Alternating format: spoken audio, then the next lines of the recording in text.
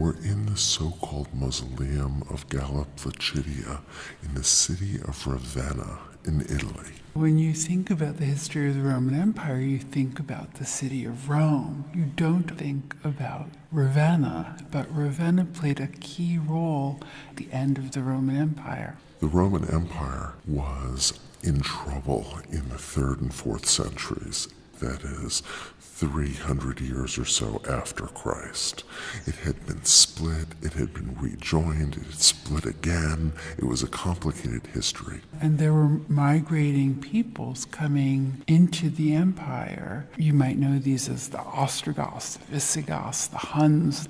Ultimately, Constantine would move the capital of the empire from Rome to a strategic location in the east, what is now called Istanbul, but which was renamed Constantinople. Before it was Constantinople, it was the Greek town of Byzantium, and that's why we call the culture from the eastern part of the empire Byzantine. The Roman Empire was basically split at this time between traditions that began to develop independently in the East and traditions that began to develop independently in the West. So here we are in the early 5th century, and Galla Placidia was the daughter of the Emperor Theodosius, and Galla Placidia's brother moves the capital of the western part of the Roman Empire here to Ravenna. Now, Ravenna had been an important port in ancient Rome. Augustus had half his navy situated here because the city was basically surrounded by marsh on one side and the Adriatic Sea on the other. Let's talk about Galla Placidia for just a moment because she's amazing. She's the daughter of the emperor who ruled from Constantinople.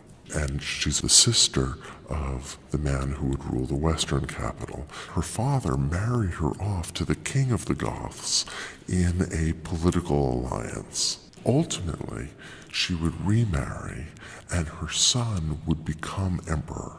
But he was too young to rule, and she ruled the Western Roman Empire in place of her son until her son was old enough to take over. So she was a very powerful woman and was responsible for building many buildings here in Ravenna, including this mausoleum, which was originally attached to a church that she built. Now, we call this the so-called mausoleum because art historians used to think that she was buried here. We now believe that she died in Rome and wasn't buried here.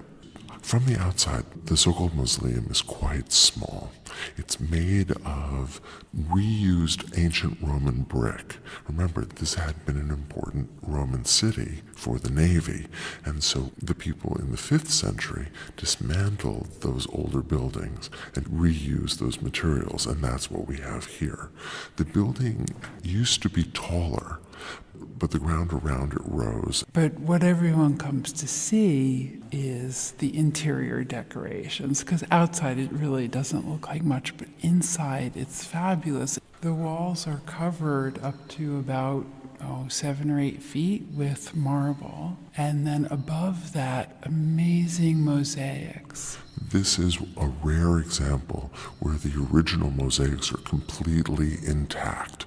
Now, the building itself is the shape of a cross, and on each of the 4 bays there are barrel vaults, and then in the center there is a shallow dome, and all of that is covered with mosaic.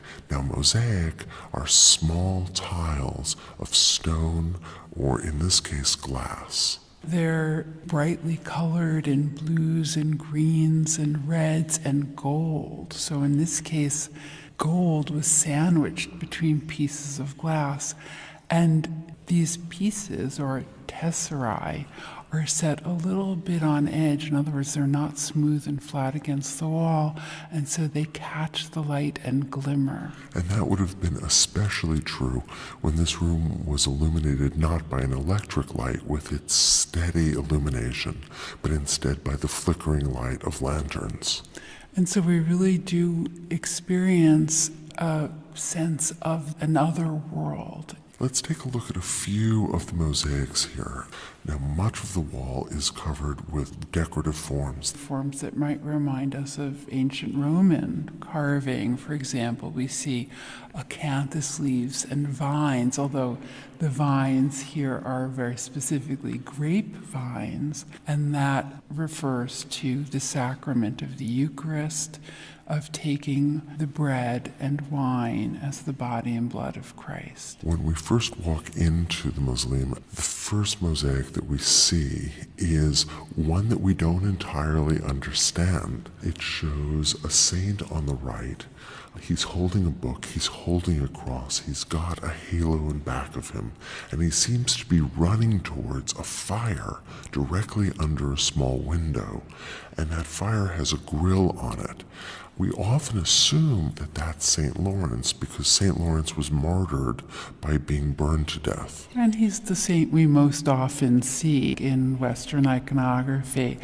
But because on the other side we see very prominently an opened cabinet revealing 4 books, the books of Matthew, Mark, Luke, and John, the 4 Gospels. And because the saint holds a book, one scholar has suggested that this might be St. Vincent of Saragossa, whose legend does involve books, unlike St. Lawrence. St. Vincent or St. Lawrence or whoever that is also dressed as are all the figures in this building, looking very much as if he were an ancient Roman. This wonderful kind of animation to his figure. The drape flows out in back of him as if he's speeding forward. And the kind of energy that's expressed in that cloth is echoed in the liveliness of the flames themselves. We can see the flames underneath the grill, but we also see their shadow on the wall behind, or what must be the wall behind. It's very difficult to talk about it as a space that makes sense because it's so obviously not very naturalistic. That cabinet doesn't make sense.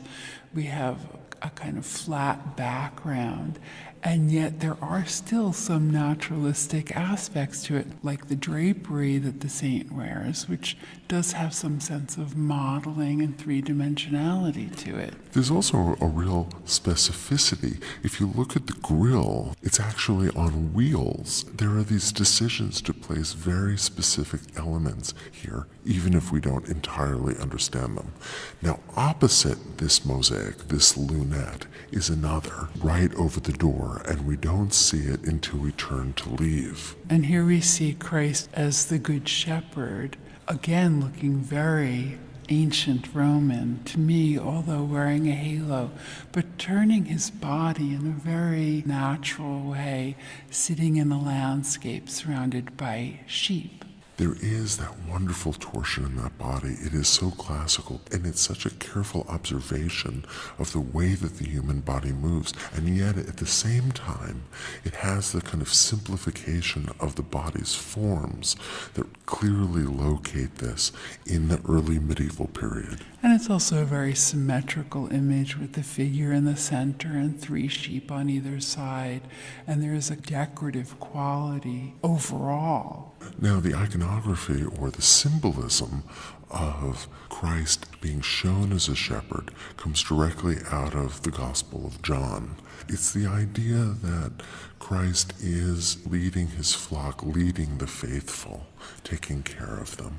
Christ looks unusual. We more normally expect to see him older and with a beard, and here he's young and beardless. It's a beautiful image with those pale greens. There are fronds of a palm that rise up in back of the rocks at the horizon line, and they're flecked with gold. So the entire image has a kind of beauty and luminosity that's just wonderful.